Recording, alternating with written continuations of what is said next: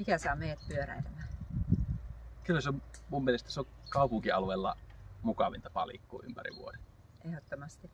Se, että tavallaan se, että siinä ei ole aikatauluihin sidottu, on toki säähän sidottu vähän sen, mutta sitten ainakin tässä Jyväskylässä, niin sitten ei se ainakaan vielä ollut näin meidän vuosien aikana niin autottomana, kun eletään, niin mikä on.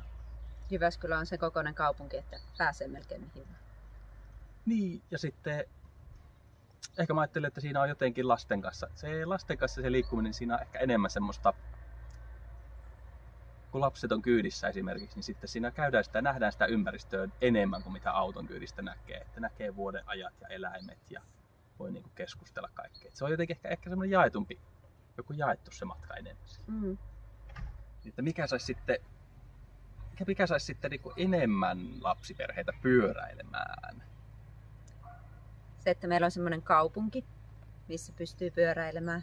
Se on turvallinen liikkua. Siellä on suunniteltu pyöräväylät ja jalankulkuväylät sille, että pystyy menemään turvallisesti. Niin, varsinkin kun lapset opettelee pyöräilemään, niin sitten se, että ei joudu olemaan ainakaan autoliikenteen kanssa tekemisissä paljon ja sitten mielellään mahdollisimman eriytetysti myös jalankulkijoista, niin sehän niinku, silloin sitä on helppo oppia. Ja aika pienikin voisi lähteä silloin yksin. Just näin. Ja kyllä mä sanoisin, että varusteet myös. Tai siis sille, että lapset varmaan niinku, mielellään pyöräilee, jos on niinku hyvä tuntunen pyörä, oikein kokoinen.